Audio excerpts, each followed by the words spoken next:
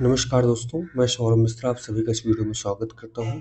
आज हमारा UP PCS का प्रैक्टिस सेट नंबर 4 है, जिसको चलिए हम शुरू करते हैं और इम्पोर्टेंट प्रश्न को देखते हैं। हमारा पहला प्रश्न है, जिसमें एक तरफ संविधान के कुछ महत्वपूर्ण भाग दिए गए हैं और वो कहाँ से लिए गए हमें मिलाना है।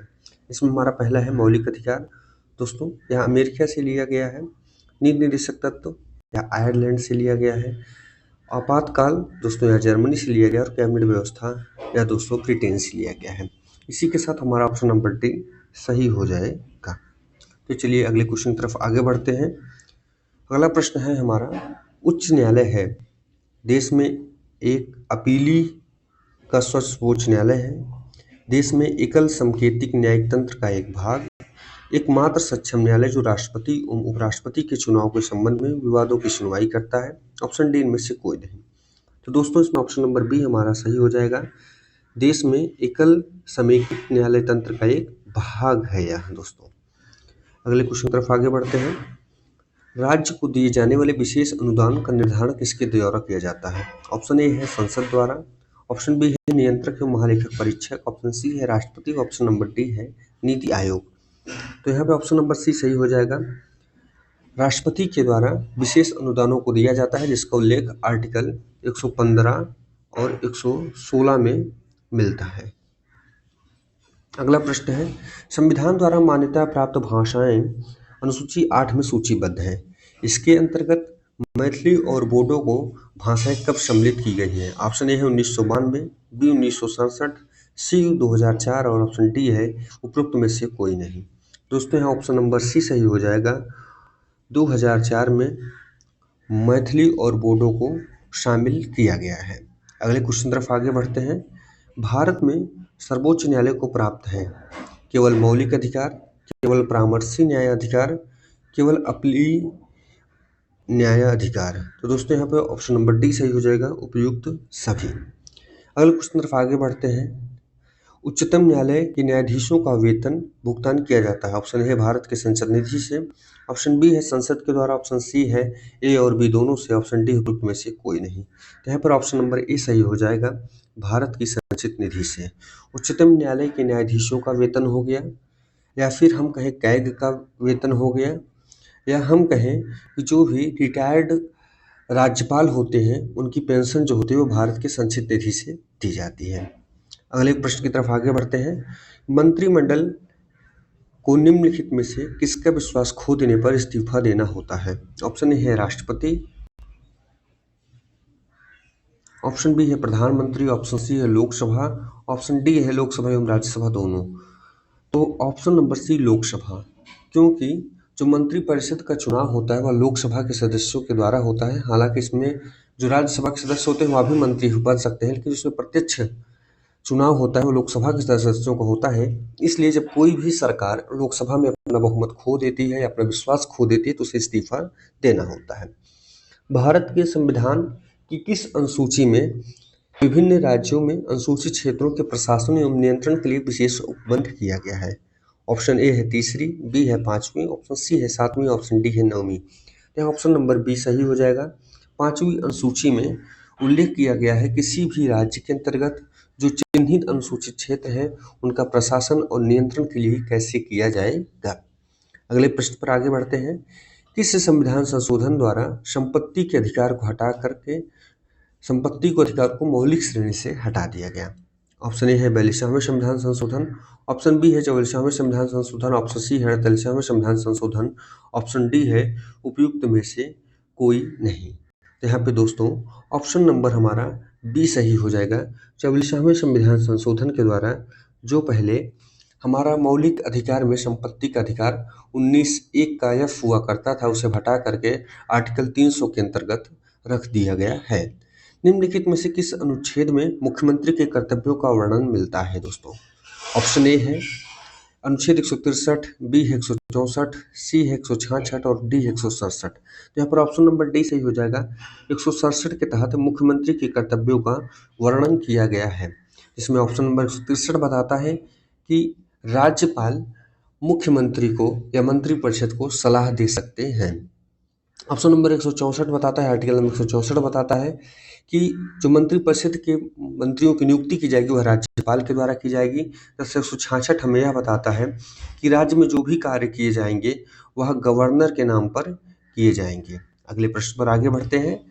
भारत में राज्य विधानसभाओं के चुनाव किसके द्वारा आयोजित किए जाते हैं? ए राष्ट्रपति द्वारा, बी भारत चुनाव आयोग द्वारा, सी राज्य के चुनाव आयोग द्वारा, डी राज्यपाल के द्वारा।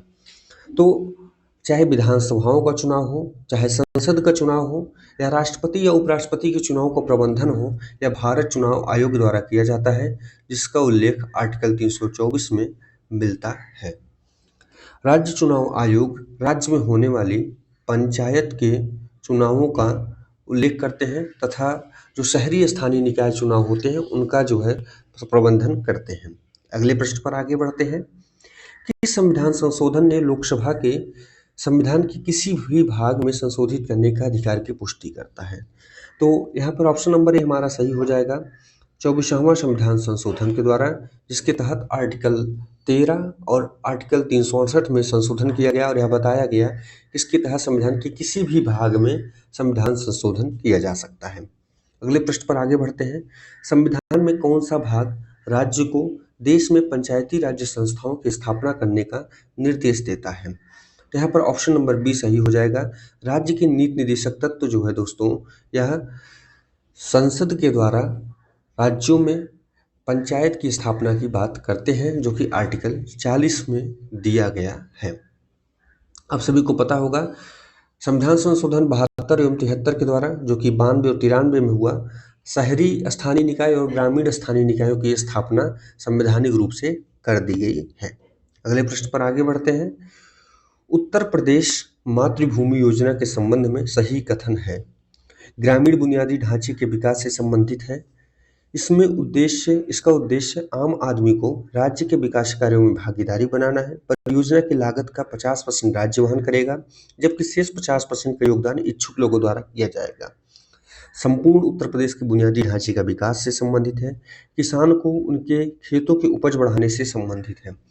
तो दोस्तों यहाँ पर ऑप्शन नंबर 1 और 2 सही हो जाएगा। इससे ग्रामीण बुनियादी ढांचे का विकास करना है और इसमें कुल लागत का 50% राज्य देगा तथा 50% इच्छुक व्यक्ति देगा, जिसके बदले में वह जो भी व्यापार करता है, चाहे इसमें वह पशुपालन करे, चाहे ओपन जिम खोले, या हम कहें तो नस्ली सुधारता, जो पशुओं में नस्ली सुधारता केंद्र होते हैं, ऐसी चीज़ों को खोला जा सकता है। अग्निशामक केंद्र खोले जाते हैं और उसमें वह नाम अपने इच्छानुसार रख सकता है।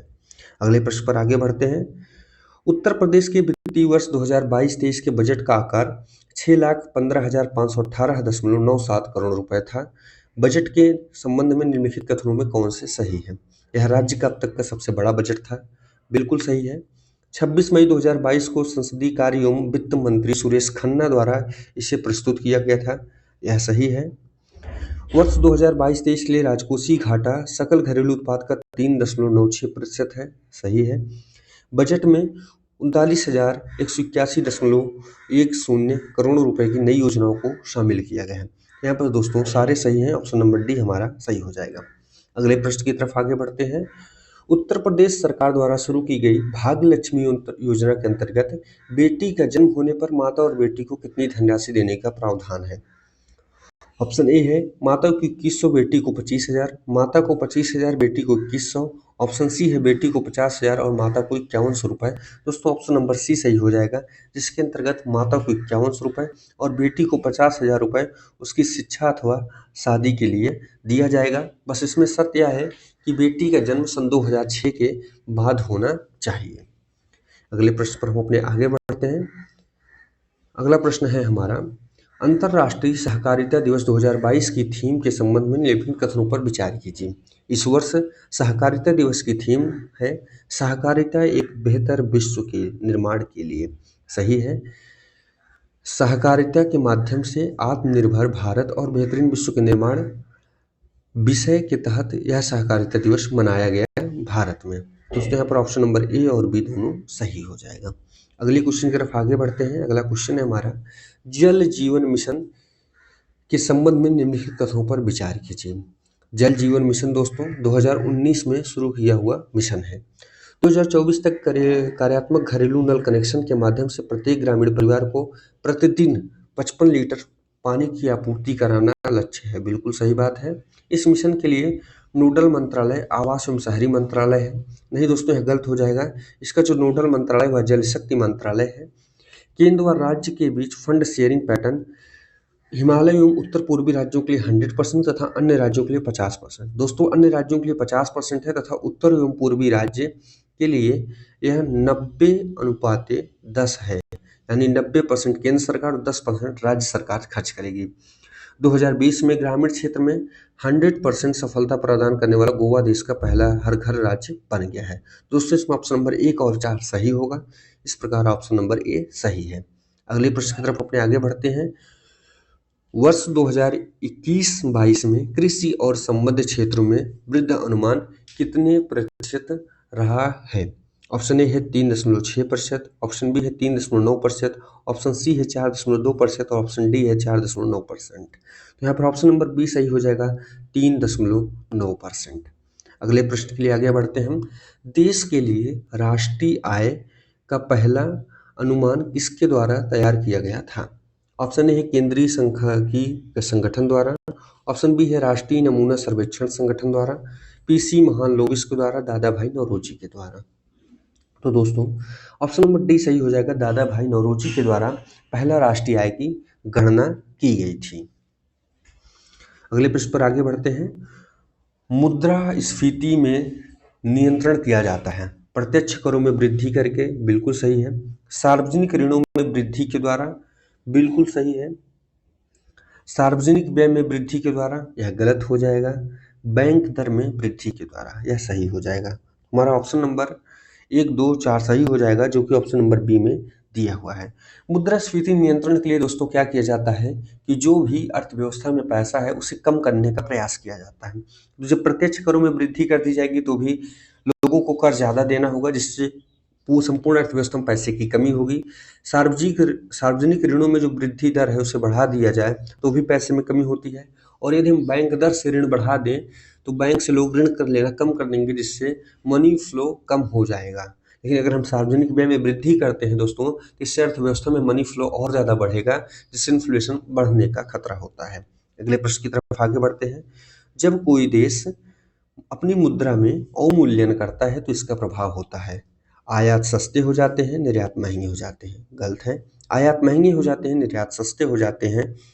आयात और निर्यात दोनों सस्ते हो जाते हैं, आयात और निर्यात दोनों महंगे हो जाते हैं। दोस्तों, यहाँ पर आयात महंगे हो जाते हैं और निर्यात सस्ते हो जाते हैं क्योंकि आपने अपनी मुद्रा का मूल्य कम कर दिया है। अगले प्रश्न पर आगे बढ़ते हैं। निम्नलिखित में कौन सी कृषि करने की प्रक्रिया पर्यावरण संरक्षण में सहायक है? अधिक उपज वाली किस्म की खेती, जैविक खेती, ग्लास हाउस में पौधे लगाना, शिफ्टिंग कृषि। दोस्तों, यहाँ पे जैविक कृषि सही हो जाएगी, क्योंकि जैविक कृषि में हम कीट निवारक का उपयोग नहीं करते हैं, अन्य प्रकार के रासायनिक खादों का उपयोग नहीं करते हैं, जिससे हमारे पर्यावरण में संरक्षण बढ़ता है या पर्यावरण हमारा सुरक्षित होता है। अगले प्रश्न है हमारा, ग्लोबल जेंडर गैप रिपोर्ट 2022 किस संगठन के द्वारा जारी की गई है? ऑप्शन ए है संयुक्त राष्ट्र विकास कार्यक्रम, बी विश्व स्वास्थ्य संगठन, सी विश्व आर्थिक मंच, डी संयुक्त राष्ट्र जनसंख्या कोष। तो यहाँ पर ऑप्शन नंबर सी सही हो जाएगा। ग्लोबल जेंडर गैप रिपोर्ट दोस्तों आर्थिक मंच के द्वारा जारी की जाती है।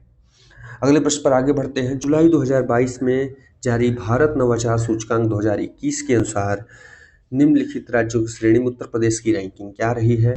तीसरी, 5वीं, 7वीं, 9वीं। तो यहाँ पर ऑप्शन नंबर सी सही हो जाएगा, 7वीं रैंकिंग। यहाँ पे हमें अगले प्रश्न पर आगे बढ़ते हैं और इसे हमें मिलाना है। तो नाबार्ड की स्थापना 1982 में हुई थी, सिडबी की स्थापना 1990 में हुई थी, सेबी की स्थापना 1992 में हुई थी और इरेडा की स्थापना 1999 में हुई थी। अगले प्रश्न पर अपने आगे बढ़ते हैं। अप्रैल 2022 में किस राज्य कैबिनेट ने भारत के पहले जीन बैंक कार्यक्रम को मंजूरी दी है? ऑप्शन नंबर बी सही हो जाएगा, महाराष्ट्र।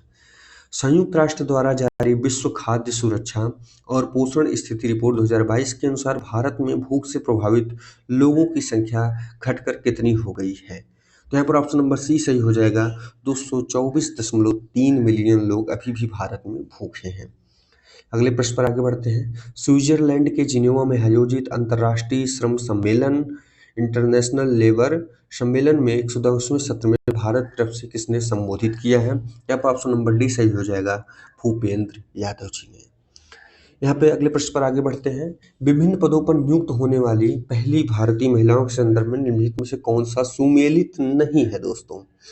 तो शांति श्री पंडित जेएनयू की पहली महिला वाइस चांसलर बनी है, बिल्कुल सही है यह। धृति बनर्जी दोस्तों Dhriti Banerjee geological survey of India की पहली महिला निदेशक बनी है, यह गलत है, जो 2 से मिलाया गया है। निमाबेन चार्य यह उत्तराखंड की नहीं बल्कि यह गुजरात की विधानसभा की पहली महिला अध्यक्ष बनी है। जगजीत पावड़िया यह अंतर्राष्ट्रीय नारकोटिक्स कंट्रोल बोर्ड की पहली भारतीय महिला अध्यक्ष बनी है दोस्तों। इस तरह बी सी डी तीनों गलत हो जाएंगे। अगले प्रश्न पर हम अपने आगे बढ़ते हैं। उत्तर प्रदेश सरकार द्वारा जारी 21/7/2022 की अधिसूचना जिसके द्वारा सरकार ने उत्तर प्रदेश में 4 अतिरिक्त वाणिज्य अदालतों का गठन किया है, निम्नलिखित में से कौन सा एक स्थल उसमें से शामिल नहीं है? मेरठ, गौतम बुद्ध नगर, आगरा, गाजियाबाद। तो यहाँ पर ऑप्शन नंबर डी गलत हो जाएगा, गाजियाबाद नहीं होगा। अगले प्रश्न पर आगे बढ़ते हैं। उत्तर प्रदेश में संचालित मुख्यमंत्री फेलोशिप कार्यक्रम के संदर्भ में निम्नलिखित कथनों पर विचार कीजिए। इसके तहत चयनित युवाओं द्वारा प्रदेश के सभी आकांक्षात्मक विकास खंडों में केंद्र व राज्य सरकार द्वारा संचालित सभी योजनाओं का मूल्यांकन किया जाएगा। तो दोस्तों यहाँ सभी आकांक्षी नहीं, 100 आकांक्षात्मक विकास खंडों के द्वारा, यह हमारा गलत हो जाएगा। मुख्यमंत्री की सीधी निगरानी वाले इस कार्यक्रम में नियुक्त होने वाले युवा रिसर्चर्स को पारिश्रमिक के रूप में 30,000 रुपये प्रति माह का भुगतान किया जाएगा, सही है। इसका उद्देश्य युवाओं को सरकार के नीति निर्माण, प्रबंधन, परियोजना निष्पादन और निगरानी कार्यों से जोड़ना है, सही हो जाएगा। योजना के लिए आवेदनकर्ता की आयु 40 वर्ष से कम होनी चाहिए, सही हो जाएगा। यहाँ पे 2, 3, 4 हमारा सही है। अगले प्रश्न पर आगे बढ़ते हैं। उत्तर प्रदेश प्रदूषण नियंत्रण बोर्ड द्वारा जुलाई 2022 में जारी की गई रिपोर्ट के अनुसार सबसे प्रदूषित नदी है। ए गोमती नदी, बी यमुना नदी, सी काली नदी, डी सरयू नदी। तो यहाँ पर ऑप्शन नंबर सी सही हो जाएगा। काली नदी को सबसे प्रदूषित नदी बताया गया है उत्तर प्रदेश नियंत्रक बोर्ड द्वारा। अगले प्रश्न पर आगे बढ़ते हैं।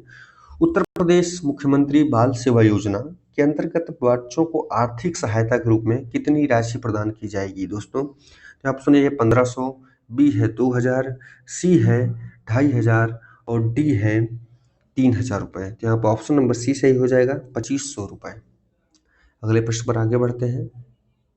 उत्तर प्रदेश द्वारा मिशन शक्ति कार्यक्रम को कब शुरू किया गया? तो दोस्तों यहाँ पर ऑप्शन नंबर डी अक्टूबर 2020 में मिशन शक्ति कार्यक्रम शुरू किया गया है। अगले प्रश्न पर आगे बढ़ते हैं। उत्तर प्रदेश जनसंख्या नीति 2021-2030 के अंतर्गत राज्य सरकार ने वर्ष 2030 तक जीवन प्रत्याशा कितना करने का लक्ष्य रखा है? ऑप्शन नंबर डी 69 साल। अगले प्रश्न पर आगे बढ़ते हैं। भारत सरकार के केंद्रीय मत्स्य पालन, पशुपालन और डेयरी मंत्री पुरुषोत्तम रुपाला ने उत्तर प्रदेश राज्य में कहां पर रिवर रैंचिंग नदी पशुपालन कार्यक्रम को शुभारंभ किया है? ऑप्शन ए ब्रिज घाट, गढ़ मुक्तेश्वर, संगम प्रयागराज, गंगा घाट, वाराणसी, गौ घाट, लखनऊ। ऑप्शन नंबर ए सही हो जाएगा, ब्रिज घाट, गढ़ मुक्तेश्वर। अगले प्रश्न पर आगे बढ़ते हैं। उज्बेकिस्तान में संपन्न शंघाई सहयोग संगठन शिखर सम्मेलन 2022 में भारत के किस शहर को एससीओ की ओर से वर्ष 2022-23 के लिए पहली सांस्कृतिक और पर्यटन राजधानी घोषित किया गया है? यहाँ पर ऑप्शन नंबर सी सही हो जाएगा, वाराणसी। केंद्रीय संस्कृति मंत्रालय ने हाल में उत्तर प्रदेश के किस शहर में भारतीय विरासत संस्था स्थापित करने का निर्णय लिया है? यहाँ पर ऑप्शन नंबर सी नोएडा सही हो जाएगा। अगले प्रश्न पर अपने आगे बढ़ते हैं हम। रिजर्व बैंक ऑफ इंडिया द्वारा 30 सितंबर को जारी मौद्रिक नीति समीक्षा रेपो में 20% बेसिक पॉइंट बढ़ाया गया है, जिसके द्वारा 3 साल के उच्चतम स्तर पर यह पहुंच गया है। यह कितना है? तो ऑप्शन नंबर डी 5.9% होगा दोस्तों। खाद्य श्रृंखला के संदर्भ में निम्नलिखित में से कौन सा सही है? ऑप्शन ए है घास, फिर उसको टिड्डा खाएगा, उसको चूहा खाएगा, उसको सांप खाएगा, उसको बाज खाएगा, यही पे सही हो जाता है। अगले प्रश्न पर आगे बढ़ते हैं। पारिस्थितिकी तंत्र के संबंध में निम्नलिखित कथनों पर विचार कीजिए। एक रूप से दूसरे रूप में ऊर्जा के स्थानांतरण होने पर हमेशा क्षय होता है। बिल्कुल सही है। खाद्य श्रृंखला में जैसे ही हम ऊपर की ओर बढ़ते हैं, प्रत्येक स्तर पर लगभग 10% की बायोमास की हानि होती है। दोस्तों, 10% बायोमास का हस्तांतरण होता है और 90% बायोमास की हानि होती है। तो यहाँ पे 2 नंबर गलत हो जाएगा। परितंत्रीय अनुक्रम की प्रक्रिया में एक क्षेत्र में रहने वाले पादप और जंतु प्रजातियों के समुदाय समय के साथ साथ अलग अलग समुदायों की एक श्रृंखला द्वारा प्रतिस्थापित होते हैं। सही है। परितंत्रीय निकेत में वे सभी भौतिक, रासायनिक एवं जैविक दशाएं शामिल होती हैं जो कि प्राकृतिक वास में रहने के लिए आवश्यक है। सही हो जाएगा। तो निम्नलिखित में से कौन सा गलत है? यहाँ पर ऑप्शन नंबर बी सही हो जाएगा। केवल 2 गलत हैं, जिसमें 10% का ही हस्तांतरण होता है, 90% बायोमास की हानि होती है। अगले प्रश्न पर आगे बढ़ते हैं हम। कचरा पदार्थ के वियोजन की प्रक्रिया में निम्नलिखित में से कौन सा तत्व यौगिक निर्मुक्त होते हैं? ऑप्शन ए है कार्बन डाइऑक्साइड, ऑप्शन बी है हाइड्रोजन सल्फाइड, ऑप्शन सी है फास्फोरस, ऑप्शन डी है उपयुक्त सभी। ऑप्शन नंबर डी सही हो जाएगा। उपयुक्त सभी जो है, जब हम कचरे का वियोजन करते हैं तो इससे मुक्त होते हैं। अगले प्रश्न पर आगे बढ़ते हैं हम अपने। पर्यावरण प्रभाव आकलन के संबंध में निम्नलिखित में कौन सा सही नहीं है? अमेरिका दुनिया का पहला देश है जहां पर पर्यावरण प्रभाव आकलन की नीति को अनिवार्य रूप से अपनाया गया था। सही है। पहली पर्यावरण प्रभाव आकलन अधिसूचना 1972 में तत्कालीन पर्यावरण एवं वन मंत्रालय द्वारा प्रख्यापित की गई थी। दोस्तों, यह गलत हो जाएगा। यहाँ पे 1994 सही हो जाएगा। भारत में पर्यावरण प्रभाव का आकलन संबंधी प्रक्रिया पर्यावरण संरक्षण अधिनियम 1986 के द्वारा वैधानिक रूप से समर्थन प्राप्त है। सही है। पर्यावरण प्रभाव आकलन अधिसूचना 2020 का मसौदा 2006 की अधिसूचना का स्थान लेगा। सही है। तो यहाँ पर हमारा ऑप्शन नंबर बी गलत हो जाएगा। अगले प्रश्न पर आगे बढ़ते हैं। पारिस्थितिकी तंत्र इकोसिस्टम शब्द का सबसे पहले प्रयोग किसने किया था? तो ऑप्शन नंबर ए सही हो जाएगा। ए जी टांसले जी के द्वारा पहली बार इसका प्रयोग किया गया था। 15वीं विश्व वानिकी कांग्रेस के संदर्भ में निम्नलिखित कथनों पर विचार कीजिए। इसका आयोजन FAO के तत्वाधान में 2022 में सियोल, दक्षिण कोरिया में किया गया है। सही है। इस वर्ष की थीम थी एक हरित, स्वास्थ्य और लचीले भविष्य का निर्माण। दोस्तों, सही है। और इसका आयोजन प्रत्येक 6 वर्ष पर किया जाता है। सही है। इसमें तीनों ऑप्शन हमारे सही है। अगले प्रश्न पर बढ़ते हैं। भारत वन स्थितिकी रिपोर्ट 2021 के संदर्भ में निम्नलिखित कौन सा कथन सही नहीं है? रिपोर्ट के अनुसार अरुणाचल प्रदेश के पक्के टाइगर रिजर्व में सबसे अधिक लगभग 97% वनावरण है। सही है दोस्तों। वर्ष 2019 के आकलन की तुलना में देश में कुल वन और वृक्ष से भरे क्षेत्र 2261 वर्ग किलोमीटर में बढ़ोतरी दर्ज की गई है। ये भी सही है। मैंग्रोव वन के क्षेत्र में वृद्धि दिखाने वाले शीर्ष 3 राज्य उड़ीसा, महाराष्ट्र एवं कर्नाटक है। सही है। वनावरण में सबसे अधिक कमी मणिपुर में दर्ज की गई है। गलत हो जाएगा, क्योंकि सबसे अधिक कमी अरुणाचल प्रदेश में की गई है। अगले प्रश्न पर अपने आगे बढ़ते हैं। ध्रुव की अपेक्षा भूमध्य रेखा में समुद्री लवणता की मात्रा में कमी आ जाती है। क्यों? यहाँ पर वर्षा की मात्रा अधिक होती है। यह सही है। यहाँ पर बहने वाली नदियों की संख्या में अधिकतम समुद्र में मिलने वाली मीठे पानी की मात्रा समुद्र बढ़ जाती है। बात बहुत सही है, लेकिन बहुत समुद्र का पानी चूंकि बहुत ज़्यादा होता है और नदियों के पानी के मिलने से बहुत ज़्यादा प्रभावित नहीं होता है, इसलिए केवल ऑप्शन नंबर ए सही हो जाएगा। निम्नलिखित में से कौन सा ब्लैक पर्वत का उदाहरण है? सियरा नेवादा, जो कि USA में स्थित है। नहीं। ये फोल्ड माउंटेन का ऑप्शन है। ब्लैक फॉरेस्ट, जो कि यूरोप में है। नहीं। सॉल्ट रेंज, नहीं। Anaconda range. तो दोस्तों, यहाँ पे एनाकोंडा रेंज सही हो जाएगा, जो कि USA में स्थित है। बोथनिया की खाड़ी निम्नलिखित में किन देशों के मध्य स्थित है? ऑप्शन ए है स्वीडन और फिनलैंड, स्वीडन और डेनमार्क, नॉर्वे एवं डेनमार्क, फिनलैंड और एस्टोनिया। तो यहाँ पर ऑप्शन नंबर ए सही हो जाएगा, स्वीडन और फिनलैंड। विक्टोरिया झील किस देशों के बीच में सीमा बनाती है? Uganda, Tanzania, Kenya, Rwanda. तो दोस्तों, विक्टोरिया झील युगांडा, तंजानिया एवं केन्या, इन तीनों देशों के मध्य सीमा बनाती है। यहाँ पर ऑप्शन नंबर बी सही हो जाएगा। अगले प्रश्न पर चलते हैं। सागरीय धाराओं की उत्पत्ति में कारकों पर विचार कीजिए।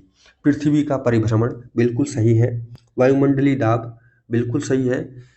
वाष्पीकरण बिल्कुल सही है। सूर्य ताप बिल्कुल सही है। महासागरीय लवणता बिल्कुल सही है। ऑप्शन नंबर यहाँ पे जिसमें सारे होंगे वही सही हो जाएगा। इसी के साथ ही हम आज का वीडियो खत्म करते हैं। आज हमने लगभग 51 प्रश्नों पर चर्चा की। आपसे मिलेंगे अगले प्रैक्टिस सेट में, जिसमें हम 50 और प्रश्नों पर चर्चा करेंगे। तब तक के लिए धन्यवाद, नमस्कार, जहाँ रहिए स्वस्थ रहिए।